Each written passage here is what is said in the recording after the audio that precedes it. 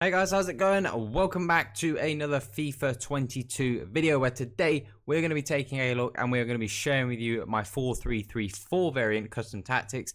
Now today we're going to be sharing with you quite an attacking custom tactic. I've primarily been using this formation as more of an aggressive attacking. Maybe I'm 1-0 down in a game, so I'll kind of want to get back into the game. So this is kind of more of an attacking 4-3-3-4 video that you're going to be sharing with you today. So like I said, we're going to be setting this up with quite attacking intent in mind. So without further ado, going into the tactics, these are the tactics that I settle on when it goes for this formation. Now we've got pressure on heavy touch.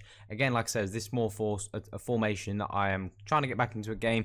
I don't want to go anything too crazy like press and possession, also constant pressure. For me, they're just a little bit too insane, and I find that you generally will concede a second rather than score to get back in.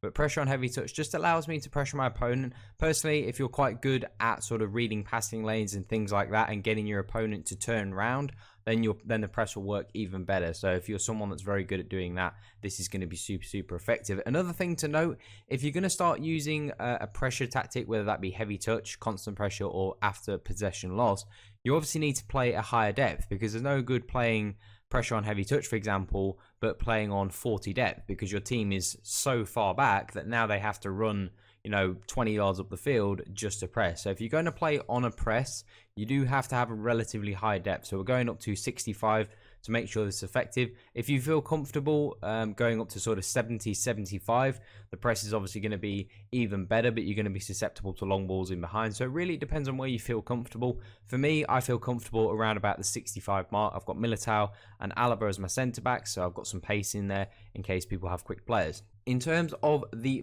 build-up, now there's a couple of things you could do with the build-up. I decided to go for long ball. I think it works better in this formation, in my opinion. The other option you could go with is fast build-up. Now, fast build-up is one of those ones where if you're going to play fast build-up, you have to play fast. You can't dawdle, because your players are going to be running forwards and they're going to be running beyond your opponent's players. So if, let's say, your midfielders make runs beyond the opponent's midfielders and you don't play the pass, now you're going to be a bit screwed, because you're not going to have really anyone to pass to, and your opponents are going to be in front of your players and you're going to struggle. So if you don't play to the fast build-up, you might struggle. Now for me, I like long ball in this formation. I liked it a lot in this formation last year. I found it was very effective. Really depends on obviously the way your opponent plays. If there's someone who is quite hyper and plays quite aggressive, long ball can work really well. If they're more of a passive opponent and they kind of are playing quite slowly and they like lots of possession, like how I like to play, fast build-up will work a lot better, because you need to work through the lines a lot quicker. If they're sort of somebody who's quite aggressive, long ball is going to work, because they're going to leave lots of open spaces. So it really depends on how your opponent plays and which one of these build-ups you want to choose. But for me, I like long ball. And in terms of chance creation, direct passing is the way to go, in my opinion. Now, this is a formation where you could use forward runs. Now, forward runs is something that, again, we have said that this is a formation that we are going to use mainly when we're behind. This is something I wouldn't recommend unless maybe you're 2-0 down. So if you're in a champs game in a couple of weeks and you're maybe 2-0 down with 75 minutes, I'd recommend going press on possession loss and forward runs, because with forward runs, you're going to leave yourself quite open to counterattacks, and not necessarily, you don't want to be leaving yourself open to too many counterattacks unless you need to. So for me, I find direct passing works. It still allows my team to have some structure, but again, it's much like the fast build-up. If you don't play to the direct passing, so many times I still get caught now. I play runs in behind and my strikers make runs and I don't pass them the ball, and then I might lose possession because I've got no one to pass the ball to now. So if you're going to play this way, you've got to make sure you play those passes. A little bit narrower on the width, and that's mainly because I want to get the wingers involved. One of the problems with wing formations in FIFA in years gone by, it's been quite difficult to get the wingers involved. They kind of just get stuck out there and they don't really do anything. So it's trying to get the wingers involved. So we'll go a little bit narrow on the defense, not too narrow, because I don't want it to be easy out balls, easy switch passes for my opponents. Then they've got an easy out ball, and then there's no point playing on a press, because if they've got an easy out ball, you can just play one long ball across the pitch, and then the press is ineffective. So you don't want to be doing that. And then players in the box, I'm going to be on around about 6, maybe on 7.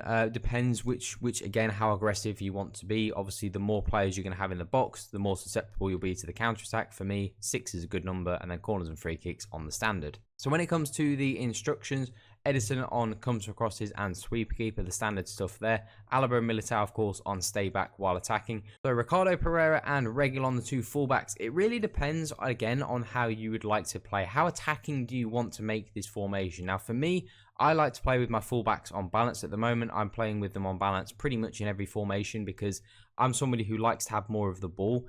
But again, if you have them on balance, you will be susceptible to more counterattacks because then you're going to have sort of 6 players, 7 players potentially at the top end of the pitch doing all your attacking, and maybe only 2 or 3 back doing some defending. So you will be susceptible to some counterattacks, especially with the way we've set our tactics up. Now, if you feel like maybe you're struggling a little bit, and if you're conceding a few too many goals and too many attacks, you can easily put these guys on stay back while attacking, and that's going to make your defense a lot more solid. The two midfielders, Valverde and Ndombele, are on stay back while attacking anyway.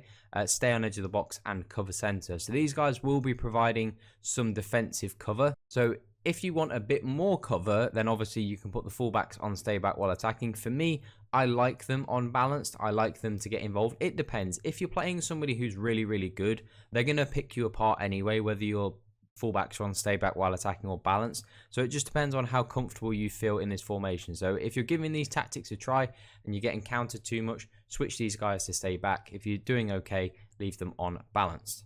In terms of Havertz, the cam, we've got him on get into the box and free roam. Of course, all of my cams, I love to play on free roam. Havertz, for me, actually is not a very good player in this game. I've used him quite a bit now, and I don't like him, so I'm going to be looking to replace him. But if you have a cam that you really, really like, using him on that free roam tactic is deadly. Generally, Havertz has had most of my chances and goal scoring opportunities. So you need to make sure that your cam is someone that you're really confident in to score and create chances, because he's the one who's going to be doing the majority of that for you. So then moving up to the wingers, we've got Jota and Mahrez. Now, Jota we've got on cut inside, getting behind and get into the box of crosses. And we've got exactly the same on Riyad Mahrez.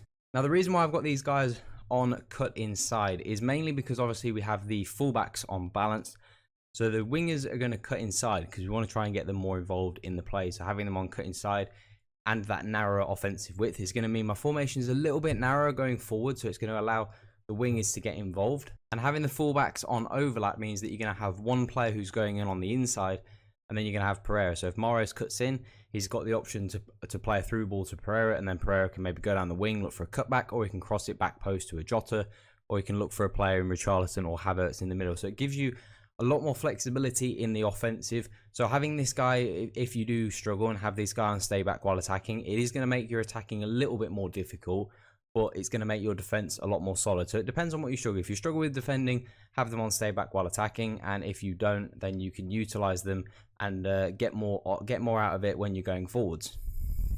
And then Richarlison up top, who has been banging in goals for me personally. Stay central and get behind, pretty much the standard stuff when it comes to strikers. If you've got a quick striker, obviously if you have a more bulky striker, a Lukaku, a Haaland, maybe you want to have them on target man, especially with long ball. And kind of you're going to be using a lot of your Jota and Mahrez and Havertz are going to be sort of working off that striker. So it depends on what sort of striker you have, will depend on how successful that is going to be. But that is it for these tactics and instructions. Love this formation. I think it's one of my favorite formations, especially for sort of getting back into a game. Maybe not so much for trying to control a game, but if you're someone looking for a formation to maybe get back into a game, or just want something a little bit more attacking, this is always one of my go-to formations for that style of play because it suits it very, very well. Great counter-attacking formation as well. So if you want to use it for that, these tactics and instructions are perfect. But that is it for today's video, guys. So if you enjoy, drop a thumbs up. Make sure you subscribe as well if you are new to the channel. But that is all for today, guys. Have an awesome day. I'm out.